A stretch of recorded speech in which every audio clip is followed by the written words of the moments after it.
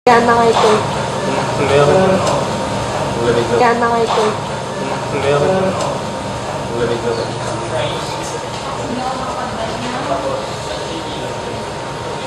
You being the Kevin Dentis of Seiya, we want to know paano nag-start yung lahat. To start with, who introduced you sa Seiya? Student Council. Paano? Basically, nag-start yun, sumali ako sa org. So, doon ko nakilala yung orgmate ko na dating counselor ng Sense Student Council. So, kulang sila ng isa pang membro para mabuti yung slate nila. So, ayun, invited. Ano yung, di ba meron yan, parang start, may position. Ano yung first position that was offered to you? Tsaka, ano ba, parang ikaw, parang may pinilian ka lang ba or sila na nagbigay talaga sa'yo? Actually, ang positions lang naman counselor, college representative, vice chairperson, and chairperson. So, yung sa situation ko kasi, okay na yung mga positions nila. So, parang kulang na lang talaga sila ng isang counselor. So, ayun, counselor yung binigay nila sa akin, which is okay naman sa akin kasi first timer, diba? Parang mas okay na makikiramdam muna ako. Pero interested ka dun sa position na yun? Or baka tinarget mo rin yung chairperson before yung counselor? Okay lang sa akin yun kasi actually, bago talaga yun, walang idea sa student council or anything. So after yung counselor mo, dumiretso ka na as chairperson. Ano yung mga experiences mo? Bakit mas inis na mag-vice chairperson ka ba? Parang dumiretso ka na as chairperson. Nung counselor pa kasi ako, parang doon ko na realize na na-enjoy ko pala yung pagtulong sa iba. Tapos doon ko na-realize na yung pagiging council person ay nakakatulong sa sarili ko. Tapos, nung panahon na ng election, so, plano ko na parang gusto ko ulit na maging part ng student council. Pero hindi ko pa talaga plano noon na maging chairperson. So yun, nung na-nominate lang ako nung sa deliberations ng alliance namin. So ayun, parang nakita ko, parang ako lang yung uulit, ako lang yung councilor dati na tatakbo yan, na parang re-electionist. Eh yung iba sa ngayon, parang nakita ko, parang walang mas ibang deserve. Yes. So parang matagal ka na rin talaga, nasa sa'yo na yung being a leader. So start pa ba ng high school yun? Actually, hindi Yung college lang. So parang yun, ngayon, di ba, being leader ka ngayon, hindi siya madali, lalo 4th year engineering student ka, right? So paano mo siya na-handle? Ayun, as a 4th year student, syempre, andyan na yung puro mga papers kasi malapit na sa graduating. Tapos, exam, as usual. Tapos, as a leader, syempre, meetings, tapos pag mayroon pang mga activities, ganyan. So, basically, tamang time management, plus yun. Mas, nakakatulong talaga pag may planner ka. Tapos, ayun, meron naman ako mga workmates, pati mga kaibigan na, ayun, pag nagpatulong ako, tinutulungan naman nila. Pero diba, parang hindi naman naiiwasan na there will come a point na magsasabay-sabay talaga siya, tapos ma-sacrifice yung ACADS mo. Ano yung minsan mas napaprioritize mo? You being a leader, you as a student? Of course, kasi parang nandun talaga yung commitment ko sa student council. So, talagang, for example, may meetings sa council, tapos minsan may klase ako, or may gagawin. Inuna ko talaga yung student council. Pero hindi naman naabot sa point may nabagsak ka na dahil sa student council. Hindi ba? Siyempre, pag exams, gano'n, talagang tamang allotment lang ng time kung kailan mag-gano'n. Yun. Ano pa? Chairperson ka. Ano pa yung, di ba, may mga downside yun. Pero ano yung mga nabe-benefit mo, parang perks ng pagiging say at chairperson? Ayun, katulad na sabi ko kanina, nakakatulong talaga sa sarili ko, na-improve yung lifestyle ko. Tapos, ayun, kasi syempre dapat parang ako yung role model ng students. So, ayun, parang kailangan disiplinado ako. Tapos, yung isa pa syempre, yung mga connection sa mga offices, yun, kilala ko yung team, department heads, yun, Hindi ka pa na-prepare for the mga yun, sinabi mo nga na kailangan ikaw yung maging role model, ikaw yung maganyan. Eh, hindi naman mahirap na. Siyempre, hindi may iwasan na meron siguro mas okay or mas, pero parang, paano ka na-handle? Yung pressure na, talagang nakaka-pressure siya.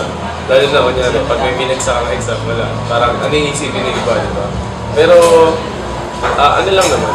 Siyempre, yung pag umagsak, bawi-bawi din. So, ngayon, sa work mo naman, ano na yung mga, gano'n matagal ka na palang since ano lang? Or- This year, chairperson ako. Last year, councilor. Simula't simula, what are your accomplished projects? Tsaka paano mo siya nagawa? So, nung last year, nung councilor pa ako, ako yung head ng volunteer corps. So, yun. Basically, mobilizing the volunteers. Tutulong sa mga kung ano-anong projects namin.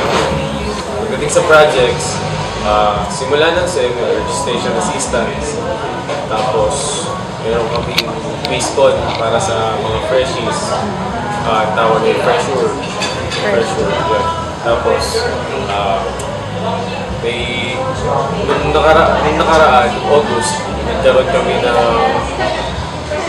ng weeding activity. Cleaning siya sa SEA together with the SEA-based organizations. Tapos, syempre, academic programs. Sa mga, ano to? Ayan. What makes you different from the previous chairperson? What makes me different? Siguro, mas kaya ko mas na-manage ko yung oras ko. Kasi nung talagang nung counselor ako, talagang nakita ko yung nahihirapan siya. Kasi, ayun, bukod sa problema talaga nun sa amin yung attendance ng counselors. So yun, talagang sa ngayon naman, yun yung lamang ko sa kanya, mas na-handle ko ng maayos yung counsel ko. Ayun, so, may mga yun nga, may implement kayo. Tapos, paano kapag hindi sang-ayon hindi kapag mahinain sila or what? Paano nyo siya Ayun, bago kami mag-implement ng kung ano mang rules, siyempre, we are having a council of student leaders, which is composed of orchids, tapos yung council. Tapos yun, doon kami na-decide na kung ano yung pabor, kung hindi man sa lahat, sa majority ng orchids. So, paano kapag kunwari, sa amin, kasi problema talaga yung, lalo na kahit sabihin mong may head ng ma-attend doon sa meeting. Ano yung, hindi kasi naiiwasan na meron talaga na hindi talaga ma-attend or hindi sila nag-cooperate sa student council.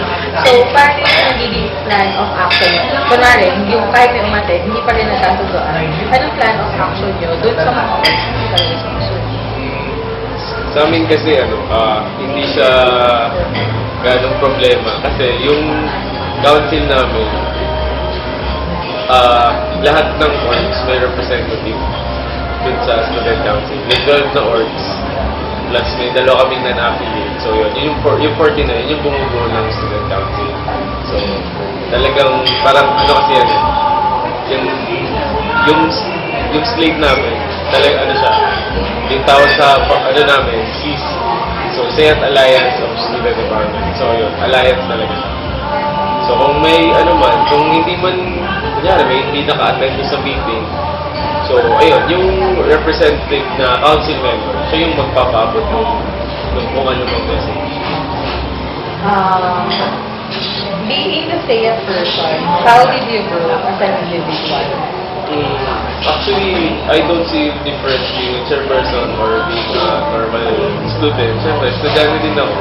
Ayun, ang pinagkaiba lang siguro, ayun, meron akong dagdag na task. Pati responsibilities. Pero kung ikaw, are you committed or responsible enough? Or kung pamipili ka sa dalawa, alin ka yun? Committed or responsible? Ay, kasi parang kapag, kunwari, sa work mo, ikaw, ganyan, student ka, nagagawa mo lang ba siya kasi alam mong task mo, and pride mo, o yung pagkatao mo, yung nakasalalay. Yung pagiging, sa pagiging student councilor, pinag-isipan ko talaga siya bago sa pasukin.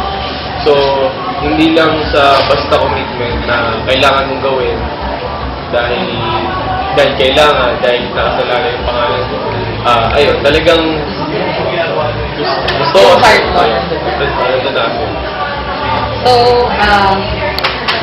paano mo naman ma-handle din? Kasi, kunwari, kahit sa ang team, sabihin natin, ikaw committed ka. Kunwari, committed ka, andun yung puso mo. Kasi iba, parang andun lang just for the name itself, no position. Kasi meron, kunwari, ako, magiging counselor, makasabi ko, gusto ko lang siya kasi counselor. Gusto ko, big name, mahalala ko sa college, gano'n. So, paano mo na-handle yung mga ganung tao sa team? Ano naman, kagaya ano sabi ko kanina, yung mas na-handle ko yung team ko kasi hindi lang ako basta yung leaders para sa kanila. Ako din, ako, parang nagsisilbi din ako kaibigan para sa kanila. Hindi lang basta professional something or ganun man. Din, mas maganda yung may personal touch. Parang ganun. Na, syempre, kunyari, for example, orgs. Diba, pag sa orgs, meron tayong mga team building. So, kami sa Student Council, meron din kami mga parties.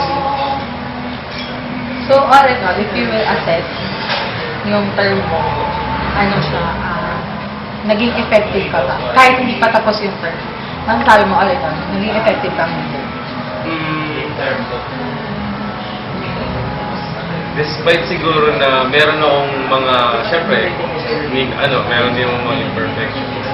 Masasabi ko naman naging effective ako kasi nagawa ko naman yung task ko as a leader na ipaabot ko naman sa administration, sa SEAT administration, yung mga hinayin ng mga estudyante.